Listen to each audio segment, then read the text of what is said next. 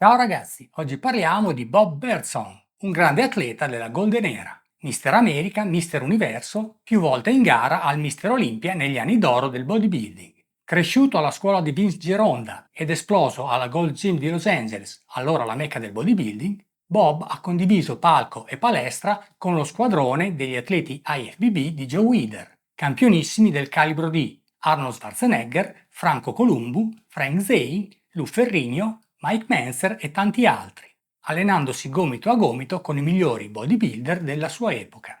Atleta e al tempo stesso artista, con un background di studi alla scuola d'arte di Pasadena, Bob ha sviluppato il suo fisico seguendo un ben preciso modello estetico che gli ha permesso di ottenere uno sviluppo classico, al contempo muscoloso, massiccio e simmetrico. Un look che lo ha premiato, consentendogli di raggiungere i vertici del bodybuilding mondiale. In circa 20 anni di carriera agonistica, Bob ha avuto modo di confrontarsi con due generazioni di campioni, i migliori atleti degli anni 70 prima e i campioni della seconda metà degli anni 80 poi, quando lo abbiamo visto sul palco a confronto con campionissimi quali Lee Haney, Rich Gaspari, Bob Paris, Tom Platz e Sergio Oliva, solo per citarne alcuni. Il suo è stato non solo un lungo percorso sportivo, ma anche un viaggio di crescita spirituale. Nel 1975 scopre la fede e attraversa un lungo periodo di riflessione. Mette su famiglia, diventa padre e inizia l'attività di predicatore.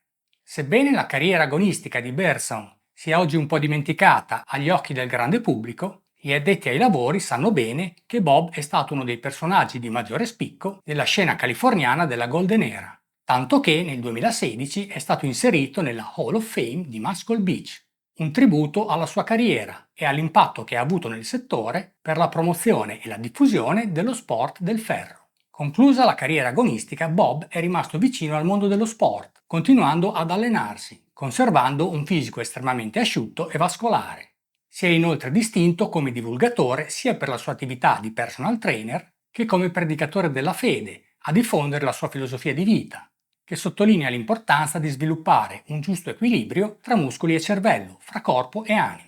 In questo video ne ripercorriamo brevemente la storia e la carriera agonistica. Enjoy!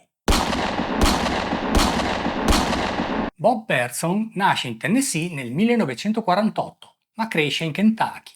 In seguito, per perseguire la sua carriera di bodybuilder, si trasferirà in California. Il suo avvicinamento al bodybuilding avviene nel più classico dei modi, intorno ai 14 anni. Da ragazzo viene bullizzato per la sua magrezza, la balbuzie e il buffo cognome. Bergson in inglese significa canto degli uccelli e i suoi compagni non gli risparmiano sfottò.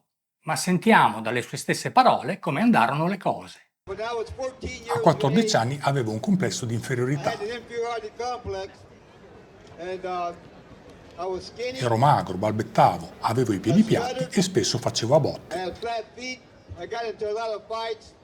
Il mio cognome è Bergson e spesso la gente mi sfotteva. Mi chiamavano con nomi come cervello d'uccello, uccello pipistrello, gambe d'uccello, gabbia d'uccello o cinguettando facendo tweet tweet. E non entrerò nei dettagli degli altri nomi con cui mi chiamavano, perché avrebbero fatto impallidire chiunque. Era un problema, così ho cominciato a dedicarmi al bodybuilding per superare i miei complessi. Sulla rivista Muscle Magazine ho visto diversi campioni e mi sono detto, voglio diventare come questi ragazzi nella rivista. E così ho preso la decisione di adottare quello stile di vita e diventare un bodybuilder. Ho comprato un set di pesi e ho cominciato ad allenarmi. Il resto è storia. Come spesso succede, l'attività in palestra cominciata per superare un complesso di inferiorità si trasforma in breve in una vera passione per lo stile di vita del bodybuilding, che lo porta ben presto a desiderare di confrontarsi sul palco con altri atleti. Esordisce in gara intorno ai 23 anni, nel 1971, partecipando al Mister America AAU. In classifica sarà solo 21esimo, ma non si demoralizza. Sa che deve lavorare ancora molto per diventare competitivo, ma allenarsi gli piace e migliorare è solo una questione di tempo. E infatti comincia a crescere sensibilmente.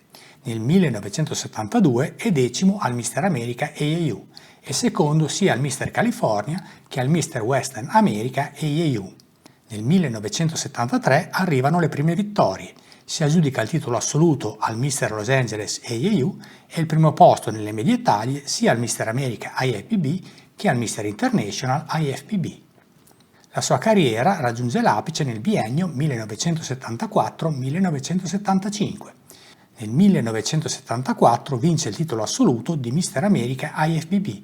Nel 1975, con un peso sui 93 kg, distribuiti su 1,73 m di statura, porta a casa il massimo titolo al Mister Universo Pro IFBB. Il 1975 comunque vede Bob affrontare un momento di profonda riflessione sul senso della vita. Ai tempi Birdsong viveva nei pressi di Hollywood, conducendo un'esistenza che ricorda come materialista ma superficiale, vuota, a cui non riusciva più a dare un senso. È di quel periodo il suo avvicinamento alla fede, che lo porterà a costruirsi un nuovo percorso sulla base di valori spirituali solidi. Mette su famiglia e inizia una nuova vita. In quel periodo rimarrà lontano dalle competizioni per qualche anno, senza peraltro smettere di allenarsi. Torna sul palco al Mister Olympia del 1979, dove ha modo di confrontarsi con i migliori campioni dell'epoca. In gara sarà quinto nei pesi massimi, categoria vinta da Mike Mentzer. Il titolo assoluto andrà a Frank Zane.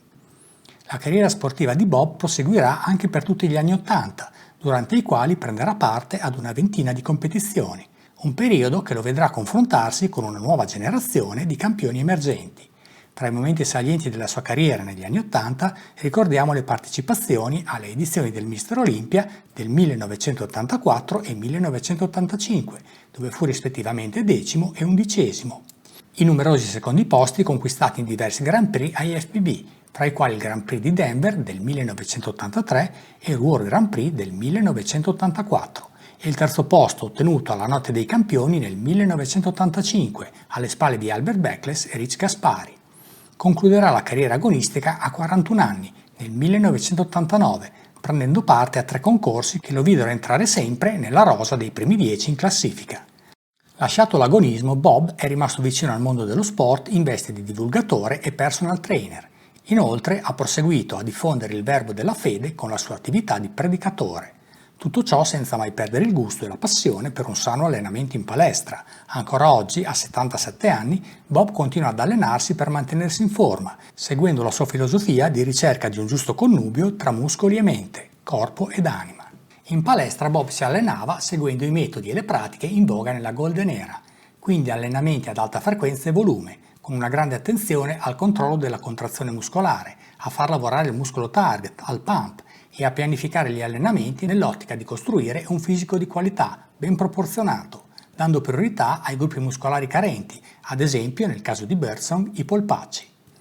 Bob si allenava quindi 6 giorni a settimana, in generale sollecitando ogni gruppo muscolare 2-3 volte ogni 7 giorni, ma ai distretti muscolari carenti riservava un allenamento più frequente.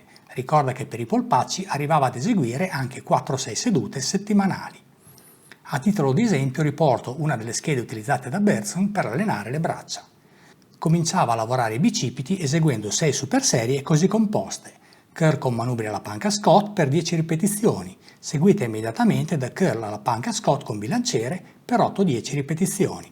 Per finire il lavoro dei bicipiti eseguiva 6 serie da 8-10 ripetizioni di curl ai cavi, per un totale di 18 serie di lavoro per i bicipiti. Per i tricipiti cominciava eseguendo 6 superserie, costituite da 8-10 ripetizioni, di estensioni con manubrio da seduto un braccio alla volta, immediatamente seguite da 15-20 ripetizioni di estensioni al cavo in ginocchio. Proseguiva il lavoro dei tricipiti facendo altre 6 superserie composte dai seguenti movimenti: 8-10 ripetizioni di estensioni tricipiti con bilanciere da seduto, alternate con 12 ripetizioni di French press con manubrio sdraiato su panca, per un totale di 24 serie di lavoro. Sul piano alimentazione, Birdsong seguiva una dieta ad alte proteine e grassi, moderando l'apporto dei carboidrati. Fra i suoi alimenti di riferimento troviamo carne, pollame, pesce, uova, latte e formaggio, che accompagnava con verdure e frutta fresca. Consapevole che il recupero psicofisico è molto importante per massimizzare i progressi stimolati dagli allenamenti, si assicurava di dormire almeno 9 ore per notte. Riassumendo, Bob Birdsong è stato uno dei protagonisti del bodybuilding IFBB della Golden Era, uno dei personaggi di maggiore spicco dell'epoca a confrontarsi con ben 2 generazioni di atleti, il periodo dominato da Arnold e Frank Zane negli anni 70 e l'epoca di Lee Haney negli anni 80.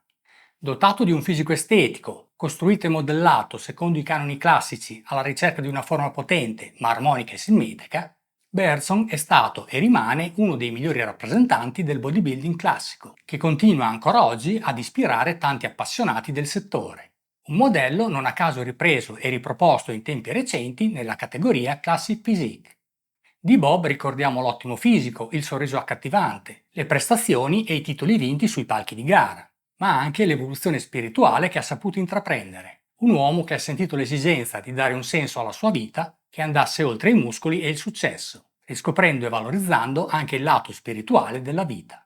Un campione che forse avrebbe meritato maggiori riconoscimenti in ambito sportivo. In ogni caso, un uomo che ha superato il test del tempo, che ha saputo mantenersi in ottima forma fino ad età avanzata, diventando una fonte di ispirazione per tutti. Noi gli auguriamo ancora tanti anni di salute e serenità. Ciao, alla prossima!